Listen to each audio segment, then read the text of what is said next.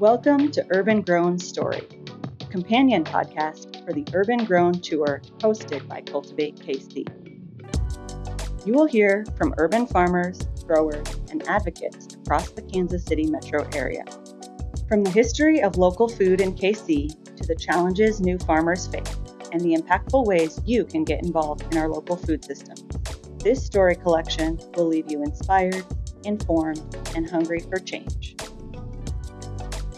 In this episode, we visit Kansas City Community Gardens to hear from Ben. This is their story. So I am Executive Director Emeritus, which means I am no longer Executive Director, but I was Executive Director for 38 years. So I have some good history here. And Kansas City Community Gardens is a not-for-profit. Obviously, our mission is to help low-income households and community groups to grow food. And that started way back in, 79 or so. There was a organization called, and still is, Metropolitan Lutheran Ministries. And they were doing a lot of assistance to low-income families. They were providing food assistance. And somebody had the brilliant idea of, we could hand out some seed packets to people and they could grow some of their own food. So they started what they called the Community Garden Project in 79. And it really took off because people were just excited about the possibility. Urban land, there was lots of vacant lots in Kansas City. And so people were planting gardens and growing food. And a lot of people had grown up in the South, came here to Kansas City. And so they had background in growing. And so it definitely took off from there. In 85, they decided to make it a separate not-for-profit, just knowing that they could get sort of maybe a broader support from the whole community besides just the Lutheran. And I was not the executive director at the time. I was the horticulturist, gardener person. Executive director left after a couple of years, and so I ended up being executive director, which is a really good thing, I think, for the agency because to have someone who was garden-focused as opposed to just administration-focused was really good. So we started out in a very small little office building. For 17 years, we were in a two-bedroom house at 38th and Paseo, and we had a garden, a large garden, community garden at 21st in Brooklyn, which was a famous site. That's where the old baseball stadium used to be. And it had been torn down, and the city was leasing the land to us. So we had garden space there. We built a greenhouse there. We had a small children's garden, and everything was just going wonderful, except they decided they wanted their land back to build houses. And oh my gosh, we were crushed. In retrospect, it turned out to be the best thing ever because it forced us to find a permanent home. And so the city said, we don't want to just kick you out. We want to help you find a new spot. And they said they would do that. And they weren't super helpful at first. They showed us some really bad sites. They were trying to be helpful, to be fair. And they were going to give us some money to help us relocate. So that was awesome. The city was very supportive of Kansas City Community Gardens and has always been. But finally, we connected with the Parks Department. And they said, that we might have some places where you could find, a new home. And this was exciting because prior to this point, Parks had always been kind of hands off, as far as, Parks land, has to be Parks land. You can't go building community gardens there, but there was change in administration and they just started being more open-minded and, wanting to do partnerships with not-for-profits. And they said, we can help you find some land. So they basically gave me access and said, go look at any park spaces you want, and we'll tell you if it's something that could work. Basically looking for some unused parkland. So we found a small little space, 3 acres, down at 14th in Indiana, kind of on the Benton curve of I-70. But it wasn't really like a great place for our headquarters. Started building garden space there to replace the 21st and Brooklyn site, which was really large. And then someone from the parks, a guy named Steve Lampone, approached me and said, I think we found a spot for you in Swope Park. I said, whoa, that would be great. I didn't think they would let us go to Swope Park because it's kind of their crown jewel of the parks, system. And also because pretty much everything is either like the zoo or it's Starlight or their big public place. And so much of it is just woods. And he said, well, we have some old baseball fields And this one here that we're on right now did not have any lights. And the ones behind us, they have lights. Those were the ones they usually said, we don't use this one here. You could have this space. And what was great about this was because it's parks land, they would never build houses. We couldn't have to vacate again. So it could be permanent. It's been a great partnership. It was an unusual arrangement because basically we were going to build a building on land that we don't own. Which sounds a little sketchy because what if they change their mind? But basically they've given us a perpetual lease. As long as we're doing our mission, we can stay here forever, which is a wonderful, secure feeling. Like city gave us money to help us move because we needed infrastructure to bring in utilities, water, electricity, gas, all that stuff, put in a parking lot, etc. And then we raised money for the rest of the stuff, which, I was not a fundraiser to begin with, but to raise money for a capital campaign, a new building, sounded overwhelming. But we had a great board member, a guy named Dick Cray, who helped me do that. He was a real visionary. My original idea was just to build a small office building here, kind of like what we had before. He said, no, you need to build a bigger office building because you are going to grow. This is going to take off. You're going to need more space. So we built this building. When we moved into this building, we had 3 staff people and we had space for 12 staff people, empty offices. We actually outgrew our space. We had to expand the building, turn our garage into a conference room, and then build a new garage so we'd have more office space. So lots of growth here. But raising money for the project turned out to be the easiest money I've ever raised because everyone wanted to help Kansas City Community Gardens get a permanent home. And so that was awesome. I mean, all of our big funders stepped up and made additional contributions. So it's just been a great, great experience, the way the community really embraced all of this. So as far as what we do here, so our mission, as I mentioned, to help low-income people garden and community groups. People can join and become a member of community gardens, and with their membership, they get like 10 packs of seed, they get a sack of organic fertilizer, and then they get access to vegetable plants. We grow vegetable plants. They can buy them for like a third of the cost of going to a garden center, so it's very affordable. The whole idea is to make it very, very affordable. People can also get garden supplies. They can sign up for tilling if they want to get tilling in their backyard. We have a special program that we'll send out a contractor. But for a lot of, especially elderly, but just low-income people, tilling is a barrier because it's expensive to own a tiller or to rent one. And even if you're physically able to use one, sometimes, it's just hard. So if you can get your garden tilled up, that makes it easy for people to garden. So since that time, since we've started this plot and the one down at 14th in Indiana, we now have 8 other large community sites where people can rent. And those are sites that we manage. So that's all part of what we call our home and individual gardener program, where people have their own memberships. And you don't have to be low income. If you're not low income, you can join and become a member and still save money. You still rent a plot if you want. And those people pay more market prices and they help support the organization. So that's a great thing. But currently serving like over 2,000 low-income households around the city. And so it's a lot of times people think we're just Kansas City, Missouri, but we are metro-wide. So think of a whole metro area. Anyone can join and become a member. In addition to individual households, any kind of not-for-profit that wants to do a garden, we call those community partner gardens. And so sometimes people think community gardens are just rental plots, but a lot of these community partner gardens are for providing food for those not-for-profits, like if it's a group home or a women's shelter or all kinds of organizations. And the other thing that we've seen a lot of is organizations of faith, community, churches, and are doing gardens for their food pantry, which is really, really exciting because traditionally food pantries have been a lot of just, canned goods, dry goods, box stuff. And harvesters really embrace the idea of community gardens and support it because they want all their food pantry organizations to be having gardens. And so that started a whole bunch of new community gardens. What's interesting about harvesters is the same person who started Kansas City Community Gardens started harvesters back at about the same time. So that person was really visionary. And then we do school gardens. Back in like 2012, no, 2008, we got a grant from the Healthcare Foundation of Kansas City, which is now called Health Forward, and they funded school gardens. That really helped that program take off. And now there's over 200 school gardens around.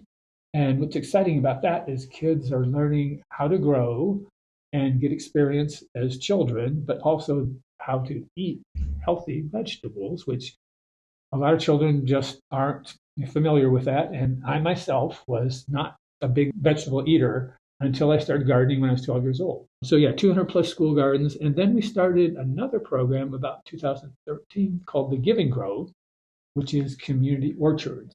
So all these programs are housed here in our office here on site. So when people are looking for help, they come here to get help for these programs. Our Giving Grove orchards are basically like community gardens, but think fruit trees, berry bushes. Some of them are attached to community gardens, like here.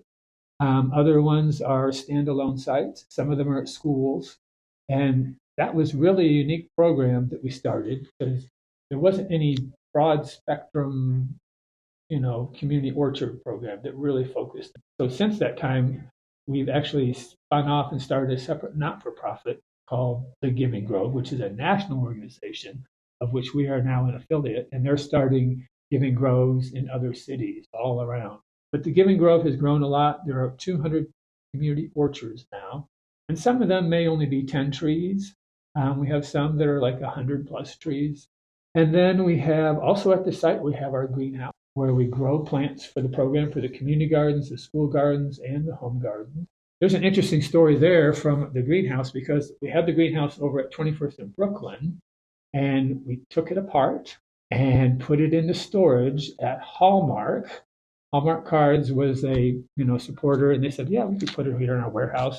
So they were very supportive. And anyhow, the greenhouse, we grow vegetable transplants. So think of like peppers, tomatoes, but also cool season vegetables like broccoli, cabbage, kale, lettuce, cauliflower, collards, Brussels sprouts, all that good stuff. The whole idea is for those crops that people need to do plants for, they can get transplanted. And how we grow now, we're growing about 200,000 vegetable transplants that go out into the community. And we pick varieties that we know will do well here in Kansas City, that are adapted, that are productive, disease resistant. We also do sweet potato plant. Nurseries will have sweet potato plants and they're just bare root. But what we do is we actually put them in a pot and grow them for 2 or 3 weeks.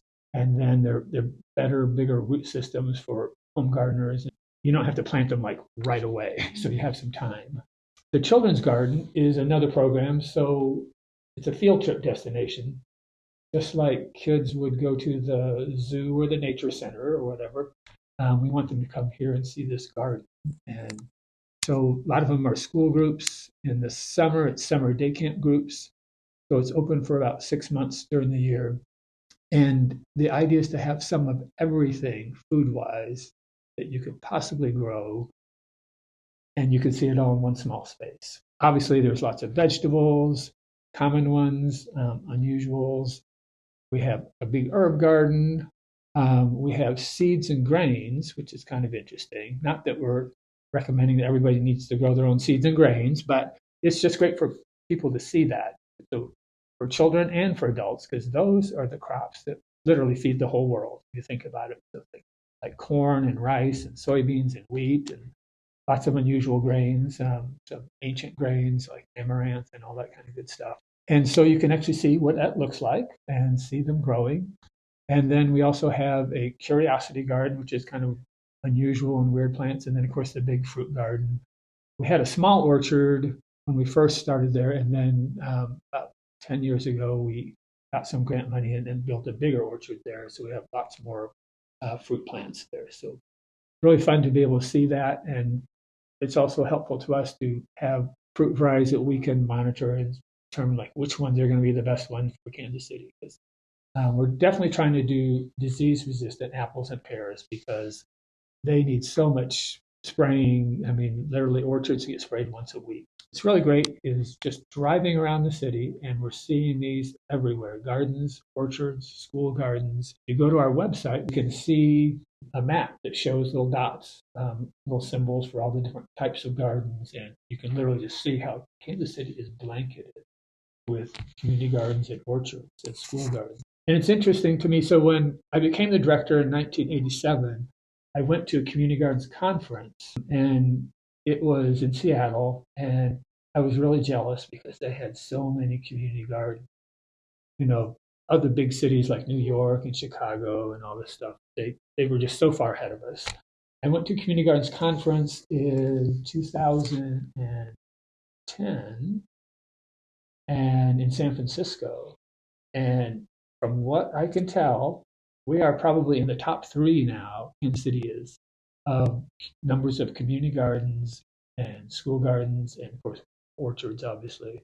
So we're like way ahead of all those other cities. And Kansas City is not a small little place anymore. It's really, really advanced as far as urban ag, and Cultivate Kansas City, of course, is a big part of that.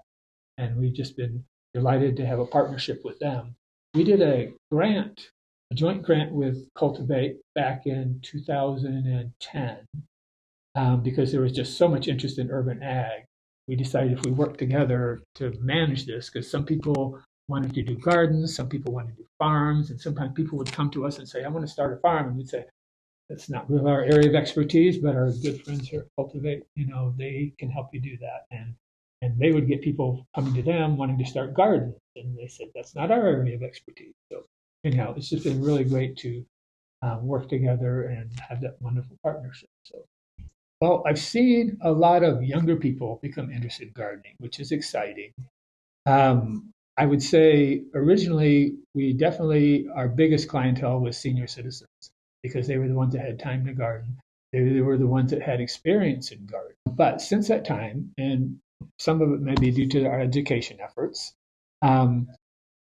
we've seen younger people, so people in their 30s, 40s, gardening, and now people in their 20s, young families.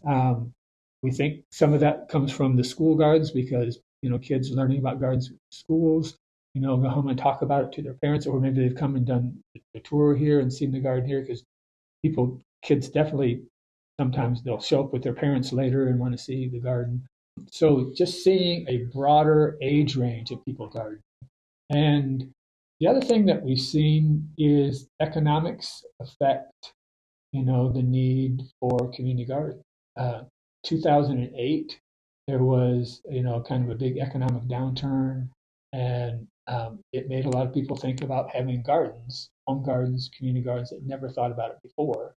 And a lot of the not-for-profits that, thought, oh, we should be having gardens so we can help our people become more resilient and more self-sufficient, So that was interesting. And then during COVID, we saw more of that too, because people were just concerned with what was happening, and a lot of people had more time on their hands and were wanting to maybe get outside and do things like that. So we saw a lot of growth then. And even now, with economic uncertainty going on, a lot of people are, again, starting to think, I need to have a garden because we've had inflation, food inflation the last couple of years, and, just, political unrest, everything just makes people want to have something to be grounded in and grow food and eat healthy. So that's been exciting to see.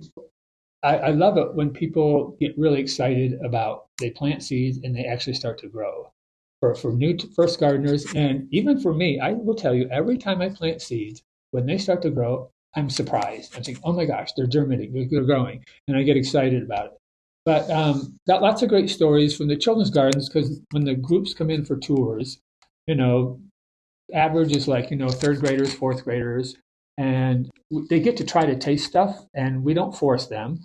But, lots of times if their peers are trying something, then they have positive peer pressure, to try a cherry tomato if they've never had one, And this one boy tried it, and his mother was one of the helpers on the tour. And she said, oh, wow, that's so great. You like tomatoes now. Because he ate one. And he goes, yeah, it was okay, I guess. But, his first time he'd ever eaten a cherry tomato. And so it was, eye-opening for him. But also, we had a tour, and these were like sixth grade boys. And as they were running down the and getting ready to go back in on the bus, they said this was like the best tour ever. They had the most fun they'd ever had, so it was just fun to see that. They get to see lots of insects, but just what I get to see is because my window faces right out here onto the gardens. Every day I get to see people gardening, and what I see is people sharing. So in community gardens, you have this great, environment for sharing. You have people sharing knowledge, people who've been gardening for 50 years, talking to people who it's their first year gardening, and sharing that kind of information. But also just people sharing food, and that's what we see with all of our home gardeners, community gardeners. The food gets shared around to because like lots of times you have tons of tomatoes, you have tons of zucchini, whatever, and so people are sharing it with their neighbors, their extended families. Back they take stuff to food pantries.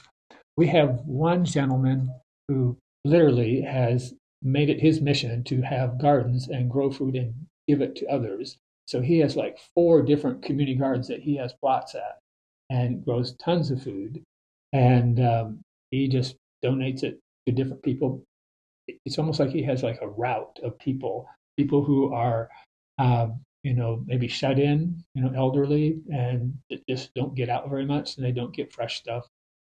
And the other thing from fresh stuff is there's things that you just don't get at the grocery store. Like okra is a hugely popular vegetable in our community here. And you don't really get fresh okra at the grocery store because it doesn't last that long. So people always get excited about their okra. So we have a special day that we start selling tomato plants because we don't sell them too early like you do at the nurseries, which started selling them in March. It's like the end of April, and we call it Tomato Day. And it literally is like Black Friday, and cars will line up literally around the block and all the way around onto that street over there and park and everything. So it's just this horde of people coming because they are so anxious to get their tomato plants.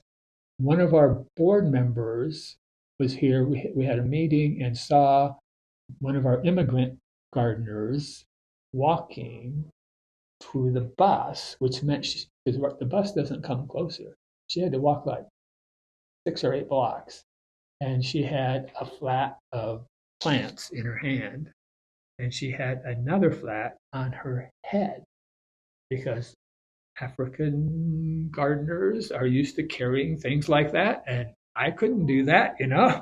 So, but she was had a flat in her hand, just walking along like it was something you do every day, and had a flat in her arm. And she was just so happy to get her plants. Her peppers, her habanero peppers, big for them, and all the other stuff. So we do try to work with some groups like that and grow special things that they want.